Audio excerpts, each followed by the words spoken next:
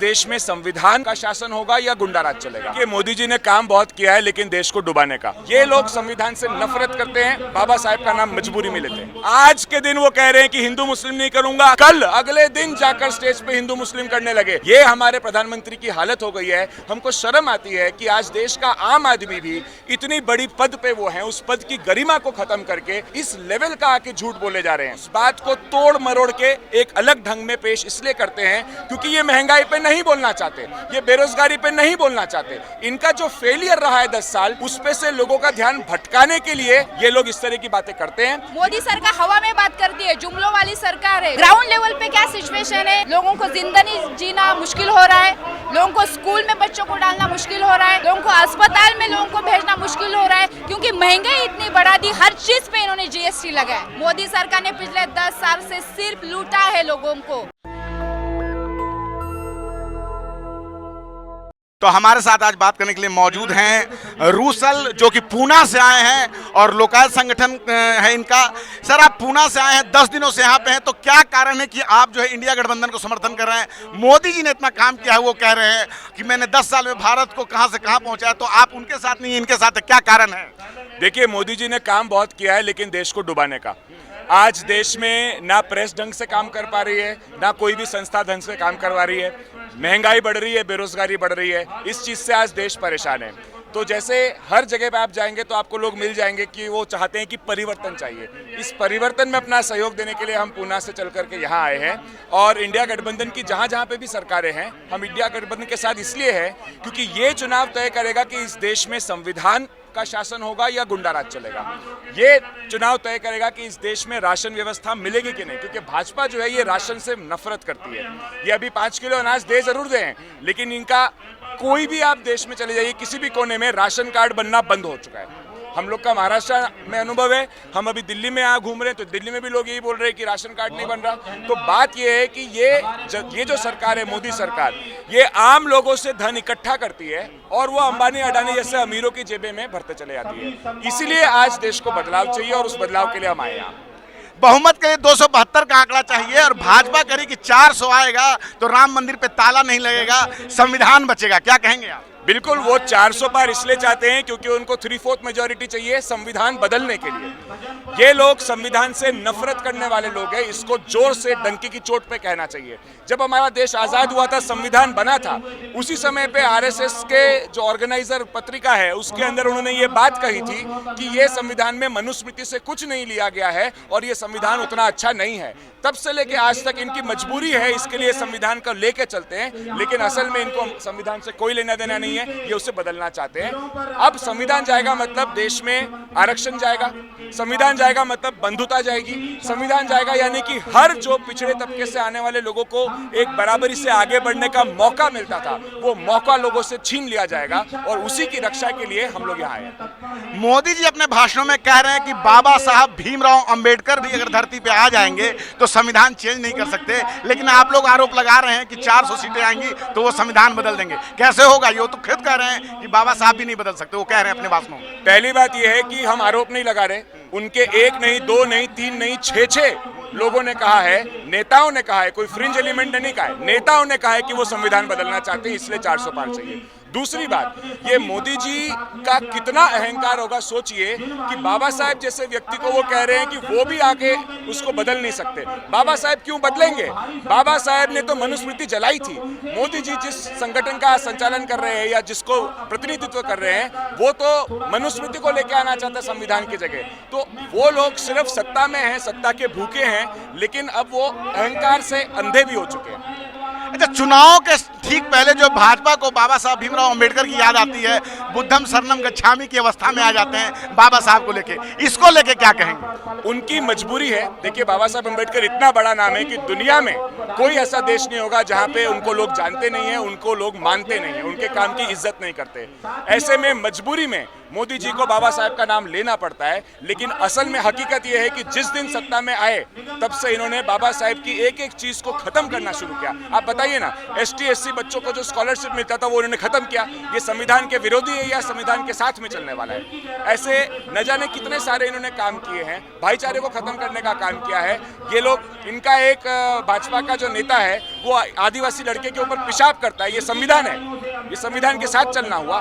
तो ये लोग संविधान से नफरत करते हैं, बाबा साहेब का नाम मजबूरी में लेते हैं। अच्छा, मोदी जी ने अभी 2-4 दिन पहले कहा था कि अपने पूरे जीवन में मैंने कभी हिंदू मुस्लिम नहीं किया है और कभी ऐसा करूंगा तो मैं पब्लिक लाइफ नहीं जीऊंगा, सार्वजनिक जीवन जीना छोड़ दूंगा। क्या कहेंगे आप? हम ये कहेंगे कि यहाँ पे पूरा उजाला, इस वक्त रात हुई है, तो आप विश्वास कर लेंगे। मतलब आज के दिन वो कह रहे हैं कि हिंदू मुस्लिम नहीं करूंगा, कल अगले दिन जाकर स्टेज पे हिंदू मुस्लिम करने लगे। ये हमारे प्रधानमंत्री की हालत हो गई है। हमको शर्म आती है कि आज देश का आम आदमी भी इतनी बड़ी पद पे वो हैं, उस पद की गरिमा को खत्म करके इस लेवल का आके झूठ बोले जा रहे हैं। सिर्फ एक झूठ है क्या? मैनिफेस्टो में, कांग्रेस पार्टी के मैनिफेस्टो में इतनी बढ़िया बातें लिखी हैं, 48 पेजेस का वो डॉक्यूमेंट है, कहीं उसमें मंगलसूत्र का जिक्र नहीं है, कहीं उसमें मुसलमानों को संपत्ति देने का जिक्र नहीं है। लेकिन ये उस बात को तोड़ मरोड़ के एक अलग ढंग में पेश इसलिए करते हैं क्योंकि ये महंगाई पे नहीं बोलना चाहते, ये बेरोजगारी पे नहीं बोलना चाहते। इनका जो फेलियर रहा है 10 साल, उस पे से लोगों का ध्यान भटकाने के लिए ये लोग इस तरह की बातें करते हैं। लेकिन भारत जो है अब भटकेगा नहीं। भारत को समझ में आ गया है कि ये लोग जो है ये जुमलेबाज लोग हैं, ये झूठे वादे करते हैं और ये देश को चलाते हैं सिर्फ बड़े अमीरों को और अमीर करने के लिए। अच्छा, अमीरों को और गरीबों पे लेके अभी एक इंटरव्यू से क्वेश्चन किया गया तो उन्होंने ये कहा कि क्या हम सभी लोगों को बराबर कर दें, इस बात पे आप क्या कहेंगे? देखिए, सब लोगों को बराबर करने की बात नहीं है। जो जाति जनगणना की बात कांग्रेस, एक मिनट सवाल सुन लीजिएगा। उनसे सवाल किया गया था कि अमीर और अमीर हो रहा है, गरीब और गरीब हो रहा है, तो उन्होंने जवाब दिया तो क्या हम सबको बराबर कर देंगे? हाँ, ये मोदी जी ने कहा था, ये बहुत ही खराब वक्तव्य था उनका। इसका मतलब वो ये चाहते ही नहीं है कि आम आदमी जो है वो आगे बढ़ सके। वो ये चाहते हैं कि गैर बराबरी बढ़ाते जाएंगे और जनता उस पर सवाल भी ना करे। भाई ऐसा क्यों होगा कि जब इस देश में सब लोग टैक्स भरते हैं? मैं वापस कह रहा हूं, इस देश में चाहे छोटे बच्चे हो या बड़े बुजुर्ग हो, वो सब सरकार को टैक्स भरते हैं। ये आज़ादी के बाद पहली सरकार है जिसने खाने की चीज़ों के ऊपर जीएसटी लगाया है। जीएसटी, आप कोई भी चीज़, छोटा बच्चा, हम बस्ती बस्ती घूम रहे हैं, जब वो बिस्कुट खाता है वो सरकार को टैक्स भर रहा है। यहाँ तक कि कोई मर जाता है तो कफन के ऊपर टैक्स है। पेट्रोल जिसकी कीमत 50 रुपए है, 100 रुपए कर रखी है, यानी कि उसमें 50 रुपए का टैक्स है। उस टैक्स में सबसे बड़ा हिस्सा केंद्र सरकार का है। तो जब इस देश का हर आदमी, हर आम व्यक्ति टैक्स भर रहा है, तो फिर उसको बराबरी से आगे बढ़ने का मौका क्यों ना मिले? आज जनता ये सवाल पूछ रही है। वो कह रहे हैं कि हमारे समय में, पिछले 10 साल में हमने इतना काम किया कि जो है भारत विश्व की चौथी बड़ी अर्थव्यवस्था बन गया है। तो हमने लगातार काम किया, शांति बढ़ी है, सुरक्षा बढ़ी है, कश्मीर से हमने 370 खत्म किया है। अगर कश्मीर से 370 खत्म किया है तो कश्मीर जाके सीट क्यों नहीं लड़े? 370 के नाम पे कश्मीर में ये चुनाव क्यों नहीं लड़े? ये सवाल उनसे पूछा जाना चाहिए। अनफॉर्चुनेटली कोई देश का मीडिया चैनल ये सवाल नहीं पूछ रहा है। तो 370 का मुद्दा, पहली बात 370 खत्म नहीं किया, उसमें 2 कलम है, ए और बी। इन्होंने बी वाला किया है कि अब बाहर के लोग कश्मीर में जमीन खरीद सकते हैं। अब मैं यहाँ पे मौजूद लोगों से पूछता हूँ, आप और मैं जाएंगे वहाँ जमीन खरीदने? नहीं जाएंगे। वहाँ पे जमीन किसको चाहिए? अडानी को जमीन चाहिए। वहाँ पर उनको जो रिजर्व्स मिले हैं लिथियम के रिजर्व्स को माइनिंग करने के लिए, एक्सट्रैक्शन के लिए अदानी को जमीन चाहिए, इसलिए 370 भी हटाया गया है। ये इस देश की सच्चाई है। अच्छा, महिलाओं को लेकर आम आदमी पार्टी ने और कांग्रेस ने लगातार हमला बोला है भाजपा पे। स्वाति मालीवाल के साथ मारपीट होती है, आप लोग उस पार्टी के समर्थन में आए, तो आपकी सोच क्या है इस बात को लेकर? देखिए, सबसे पहले तो मोदी जी को म से मणिपुर पे बोलना चाहिए, है ना। सबसे पहले उनको बोलना चाहिए कि जब बृजभूषण जैसे व्यक्ति के ऊपर आरोप सिद्ध हो रहे हैं, उस पर कार्रवाई आगे करने की बात आ गई है, तो क्यों उनके बेटे को टिकट दिया गया? कर्नाटक के अंदर प्रज्वल रेवन्ना के जो हजारों पॉर्न वीडियोस के टेप बाहर निकले हैं, मोदी जी ने क्यों उसके नाम पर वोट मांगा? तो ये क्या करते हैं, जहां जहां इनके लोग हैं, ये लोग महिलाओं का बिल्कुल सम्मान नहीं करते। मतलब आप सोचिए, आजादी के बाद पहली बार ऐसा होता है कि किसी लड़की का एक मंदिर में 8 दिन तक बलात्कार होता है और उस बलात्कार के समर्थन में भाजपा के लोग रैली निकालते हैं हाथ में तिरंगा लेके। 15 अगस्त आजादी के दिन ये लोग बिल्किस बानो के जो बलात्कारी थे, जो जिन्होंने उस पर जुर्म किया, वो लोगों को ये लोग रिहा करते हैं और मिठाइयों से स्वागत करते हैं। ये भाजपा की हकीकत है। उनको कौन सा मॉरल राइट है पूछने के लिए? और अभी जहां तक स्वाति मालीवाल का सवाल है, तो अभी उस पे जब और जांच आगे जाएगी तो और चीजें सामने आएंगी, उसके बाद बात की जाएगी। लेकिन फिर भी मैं ये कह दूं, अगर किसी भी महिला के साथ कुछ गलत हुआ है, हम उस गलत का समर्थन नहीं करते। चलिए, आपने हमसे बात की, बहुत अच्छा लगा। यहाँ और भी कुछ लोग हैं, हम उनसे बात करने की कोशिश करते हैं। मैम, क्या कहेंगी आप एक महिला हैं और बांसवाड़ा में उन्होंने जो कहा था कि कांग्रेस की सरकार आएगी तो मंगलसूत्र तक छीन लेगी। देखो, कांग्रेस की सरकार ये महिलाओं का सम्मान करने वाली सरकार है। कांग्रेस सरकार छीनने वाली सरकार नहीं है। पहली बात तो मोदी सरकार ने नोटबंदी करके, मोदी सरकार ने जीएसटी लगा के, महंगाई बढ़ा के महिलाओं का सोना बिकना शुरू हुआ है। ये मोदी सरकार कर रही है, ये कांग्रेस पार्टी नहीं कर रही। कांग्रेस पार्टी ने कभी 450 का सिलेंडर 1000 पार नहीं किया। कांग्रेस के जमाने में 400 450 को सिलेंडर मिल रहा था। मोदी सरकार ने महंगाई बढ़ा दी, उसकी वजह से महिलाओं का सोना बाहर आ रहा है। कांग्रेस पार्टी कभी ऐसा नहीं करती। तो उनका कहना है कि हमने आमदनी भी बढ़ाई है, पिछले 10 सालों में लोगों की आमदनी बढ़ गई है, हमने स्वास्थ्य सेवाएं बढ़ाई है, हमने लोगों की जो है आर्थिक शक्ति पहले से ज़्यादा हो गई है। विश्व में जो है भारत का डंका बज रहा है, आपने उनके भाषण में सुना होगा। देखो, हमको सोचना चाहिए, इन्होंने जो कुछ बोला वो झूठ बोला है, क्योंकि हम खुद ग्राउंड पे काम करते हैं, हमें पता है लोगों की हालत क्या है। आमदनी किसी की नहीं बढ़ी, आमदनी घटी है क्योंकि महंगाई बढ़ी है, उस हिसाब से लोगों की आमदनी नहीं बढ़ी है। ये ग्राउंड लेवल की सिचुएशन है। मोदी सरकार हवा में बात करती है, जुमलों वाली सरकार है। जो असली में जो बात कर रहे हैं वो नहीं है।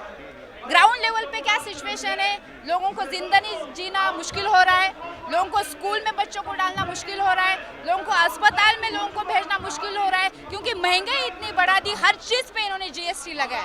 तो ये जो बोल रहे हैं ना, ये पूरा झूठ बोल रहे हैं, उसमें सच कुछ भी नहीं है। अभी हम जब इधर आ रहे थे तो कुछ लोगों से हमने बात की तो उन्होंने कहा कि ये मजमा है, पैसे दे के लाए हैं, लेकिन दिल्ली की सातों सीट पे फिर से भाजपा बरकरार है। नहीं, हम पिछले 8 दिन से हम यहाँ के दिल्ली के बस्तियों में, 20 दिल्ली के बस्तियों में घूम रहे, गली गली घूम रहे, घर घर घूम रहे।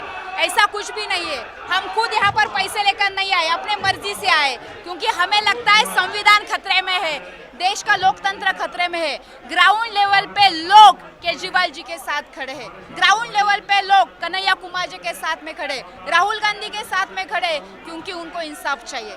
मोदी सरकार ने पिछले 10 साल से सिर्फ लूटा है लोगों को, उनको कोई इंसाफ नहीं दिया है। संविधान कौन बचा रहा है? इंडिया गठबंधन कह रहा है कि संविधान हम बचाने की लड़ाई हम लड़ रहे हैं, मोदी जी का गठबंधन कह रहा है कि एनडीए कह रहा है कि संविधान हम बचा रहे हैं। तो आप क्या कहेंगी, जनता किस पे विश्वास करे?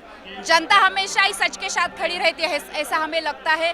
कांग्रेस पार्टी संविधान बचाने वाली पार्टी है, लेकिन आपातकाल भी तो कांग्रेस ने ही लगाया था। देखो, बात को सुनिए, पिछले 10 साल में जो सरकारी संस्थाएं कांग्रेस ने खड़ी की थी, एयर इंडिया मोदी सरकार ने बेच दी ना, वो हमारे सामने उदाहरण है उसका। जो सरकारी रेलवे बेच रहे, LIC बेच रहे, ये सरकारी संस्थाएं किसने खड़ी की? कांग्रेस ने खड़ी की। ये सरकारी संस्थाएं मोदी सरकार बेच रही है। तो आप सोचिए, ये सरकारी संस्थाएं बेचने वाली सरकार लोगों के साथ कैसे इंसाफ कर सकती है? चलिए, हमने आपसे बात की, बहुत अच्छा लगा। और तो क्या लग रहा है सर, कौन आ रहा है? इंडिया गठबंधन आ रहा है या भाजपा आ रही है? कार्यकर्ता तो खैर अपनी बात करते हैं, आप बताइए। सर, भाजपा की उम्मीद लग रही है मेरे को। भाजपा की उम्मीद लग रही है? जी बिल्कुल। लेकिन जो विपक्ष है वो कह रहा है कि पिछले 10 साल में महंगाई बहुत ज़्यादा है तो और बेरोजगारी बहुत ज़्यादा, सबसे ज़्यादा जो 2 मुद्दे हैं इन पे वो कह रही। तो आप इस पे क्या कहेंगे? ये महंगाई, लेकिन जो देश की डेवलपमेंट है वो भी तो काफ़ी ज़्यादा पहले के मुकाबले। तो मेरा तो ये मानना है, उसको अगर बेसिस रखा जाए तो बिल्कुल बीजेपी ही आएगी। अच्छा, ये भाजपा के जो लोग हैं, जो नेता हैं, कि हेगड़े साहब कर्नाटका से सांसद हैं, उन्होंने चुनाव शुरू होने के ठीक पहले कहा कि 400 सीट दीजिए तो हम संविधान बदल देंगे। आप इस मुद्दे पर क्या कहेंगे? मुझे उम्मीद है कि बिल्कुल इस बार 400 पार ही बीजेपी जाएगी, और बीजेपी 400 पार जाएगी तो एक तो मुझे लगता है एक तो जनसंख्या का कानून लागू, संविधान कौन बचाएगा? संविधान वो संविधान को कोई हानि थोड़ी हो रही है, कोई बीजेपी हानि कर रही है संविधान को। नहीं ना, मतलब भाजपा कुछ नेताओं ने कहा है, 5-6 नेताओं ने कहा है, हालांकि बाद में मोदी जी ने भी कहा कि हम संविधान बचाने की लड़ाई लड़ रहे हैं, संविधान कोई नहीं बदल सकता, ये मोदी जी ने कहा है। लेकिन इंडिया गठबंधन और भाजपा दोनों ही कह रहे हैं कि, और भाजपा के लोग इसमें ज़्यादा कह रहे हैं कि अगर 400 सीट आती है तो हम संविधान बदल देंगे।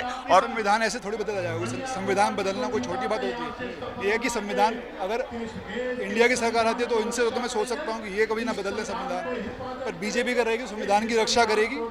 महंगाई है कि नहीं? महंगाई तो है और हमेशा से ही होती है, महंगाई तो है ही। महंगाई है तो महंगाई कांग्रेस के समय डायन बन जाती है और अभी बस लोग कहते हैं कि महंगाई हमेशा रहती है। इस पे महंगाई तो देखो हमेशा से ही है, और महंगाई है तो उस हिसाब से कमाइयाँ भी बढ़ती हैं लोगों की, तो महंगाई का ऐसा कुछ नहीं कि सबसे अच्छा क्या लगा 10 साल में आपको?